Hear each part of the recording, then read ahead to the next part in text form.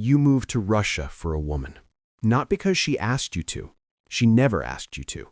That is actually the detail that makes the whole thing make sense. That she looked at you exactly once across a seminar room in St. Petersburg with the expression of someone who has just encountered something completely bewildering and went back to her notes, and that was enough. That single look was enough for you to spend the next 3 months engineering reasons to stay in a country you had a 2-week visa for, learning enough Russian to be dangerous, and eventually following her to a city called Kovrov that does not appear on any tourist map because no tourist has ever needed to go there. Your friends back home think you are doing graduate research on post-Soviet economic recovery. You are writing emails home about your thesis. You are, that part is also true. But if you are being honest, and you are being honest because this is the version you only tell once, you would have written that thesis from a library in Ohio and never learned what it feels like to be the only American in a city of 140,000 people if Natasha Sorokina had not looked up from her notes that afternoon and made you feel like a problem she hadn't decided whether to solve yet. That was 8 months ago. This is what happened. Kovrov is a real place. Vladimir Oblast, 250 kilometers northeast of Moscow. It sits on the Klyazma River, a history of arms manufacturing, a war memorial people actually visit, 3 supermarkets, a drama theater, and a collective memory of the 20th century that makes your country's entire historical experience feel like something that happened last Tuesday. It does not have an international community, a foreign bar, or a single other American within 200 kilometers. You know this because you checked, twice, the second time with the desperation of a man standing in a February wind that comes off the Volga Basin like a personal insult. You arrive in October. Natasha meets you at the train station with her mother, Tamara Viktorovna, who looks at you the way customs agents look at luggage they've decided to open. She shakes your hand once, firmly, says something Natasha translates as "she says welcome," and then does not speak to you again for 3 days. Not hostility, evaluation. Tamara Viktorovna does not allocate words to people who have not yet earned them. The apartment is on the 4th floor of a Khrushchevka, the Soviet-era residential blocks built in the 1960s under Khrushchev's mass housing program. Cheap, fast, functional. The architecture communicates priorities. Function first, aesthetics somewhere after insulation. Inside, it is warm and clean, with bookshelves and family photographs and a kitchen that smells like dill and black bread and the comfort of a place where someone cooks seriously every single day. You put your suitcase down and look out the window at a courtyard where an older man is walking a dog the size of a small sofa. This view will become, without your permission, one of the most familiar things you have ever seen. The language is the wall. You studied Russian for 2 years before coming. Your Russian is grammatically ambitious and practically catastrophic. You walk into a shop on your second day. Want bread? Know the word for bread, khlyeb, and what comes out of your mouth is technically Russian in the same way that a car alarm is technically music. The woman stares. You point. She hands you the bread. 0 successful sentences. You walk home carrying bread that cost you nothing but dignity, which in Kovrov turns out to be the primary currency. People know about you within a week, not because you announced yourself, because Kovrov is a city where information moves the way heat moves through Soviet-era radiators, efficiently, invisibly. You become a fact the city processes collectively. The American at Natasha Sorokina's apartment, the one with the coat that isn't warm enough. Aunt Lyudmila has opinions about American foreign policy. She delivers them with the energy of someone who has been waiting for an actual American to appear so she can finally say these things to one. The conversation moves from pelmeni, small Russian dumplings, pork and dough served with sour cream, eaten with the seriousness of people who understand winter, to politics the way conversations do in Russian kitchens, suddenly and without warning. She asks what you think about NATO expansion. You answer as honestly and carefully as you can. She disagrees with everything, But the disagreement is engaged. She is arguing with you, and in this kitchen, the argument is the respect. After 2 hours, she pours you a shot of vodka and says something Natasha translates as, she says you argue better than she expected. You drink the shot. You ask a follow-up question about the 1990s.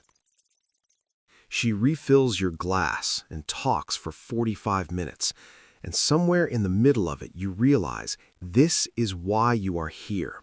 Not for the data, for this. For the kitchen table at 11 p.m. and the feeling of someone deciding you are worth the full force of what they actually think.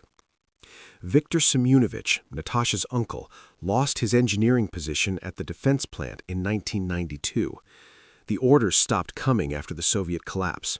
He retrained as an electrician at 52. He says this the way someone reports facts about the weather. No drama, no bitterness. Just the sequence, stated plainly. The matter-of-factness is more devastating than any emotional account would be. You sit at his kitchen table and realize your thesis is going to be completely different from what you planned. You planned to write about economic indicators, data points arranged into an argument. You are going to write about what happens to people when the world they were built for stops existing. About Viktor Semyonovich learning electrical codes at 52 with the same precision he once applied to engineering. About what it costs to rebuild yourself inside a country that is also rebuilding itself, without a blueprint, without anyone telling you it's going correctly. The questions people ask about America come in 2 categories. The first is genuine curiosity. Is it true you pay for ambulances? 4 separate people ask this with the expression of people hearing about a bizarre custom from a distant civilization. You say yes. Gennady Pavlovich, who appears to materialize in hallways during significant conversations, says something Natasha translates as, he says that's incredible. Not a compliment. The specific awe of encountering something so alien it reshapes your understanding of what societies can decide to do. The second category is harder. What do Americans think about Russia? Do they understand what life is like here? You answer honestly. Most Americans have limited knowledge of daily life in Russia, filtered entirely through political coverage. The frame is always geopolitics. This lands with a sadness you were not prepared for. Not anger, sadness. The sadness of people who know the world sees them only through power and conflict, that the pelmeni, the surplus coats, the kitchen table at 11 p.m., none of it is part of the story anyone outside is telling. Viktor Semyonovich listens and says something Natasha doesn't immediately translate. When you ask her later, she says, he said every country thinks it's the main character. Everyone else is background. You sit with that for a long time. At the Saturday market, Natasha buys cheese from a woman named Valentina, who has been there since before Natasha was born. Valentina looks at you, says something, and they both laugh. You ask what she said. Natasha says, she said you look lost. You say, you are lost. Valentina laughs harder, cuts you an extra piece of cheese, hands it directly to you. It is the best cheese you have ever had, and you say so, plainly, without performing gratitude, because it is simply true. She looks satisfied in the specific way of someone who makes something excellent and requires only that you recognize it. From that point on, she gives you extra every Saturday. No conversation necessary. The cheese is the conversation. Tamara Viktorovna unlocks in January. She begins correcting your Russian directly. The wrong form, then the right form, said once, not repeated. Your Russian improves faster in those 2 months than in the previous year of formal study. She is not teaching you because she likes you. She is teaching you because bad Russian offends her and you are producing it at close range. But teaching requires attention, and attention is proximity, and proximity is how Tamara Viktorovna eventually decides you are acceptable. Not warm, acceptable. From Tamara Viktorovna, acceptable is enormous. You have learned to read the currency of this city, and acceptable from this woman, delivered through corrected grammar and Friday borscht and food wrapped in cloth for a train, is more than most people get. There is a thing that happens around month 4 that nobody warns you about. You stop being a visitor inside your own head. One day you walk to the market, navigate the whole trip in Russian, bad Russian, mangled Russian, and it is only halfway home that you realize you didn't think once about the English version of anything you said. The city has dimensions now it didn't have in October. You know which bakery opens earliest. You know Gennady Pavlovich goes to the theater on Thursdays and comes back in a better mood. You know Tamara Viktorovna makes borscht on Fridays, and that being present is an invitation never explicitly given, but always accepted. You are not Russian, you will never be Russian, but you are the American Kovrov has decided to include. That is its own category. It has its own weight. Spring comes in April, slowly and all at once. The Klyazma River, fixed in white for months, starts to move again. You walk the embankment with Natasha on a Sunday, and the willows are opening, and there are older people on benches who have come out simply to confirm that it happened again, that the cold is retreating, that the world does the thing it always does if you wait long enough. You know now what you came here for.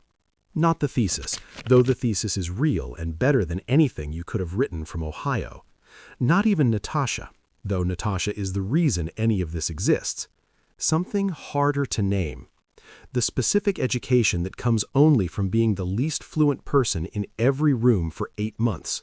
From receiving a coat from a man who never learned your name.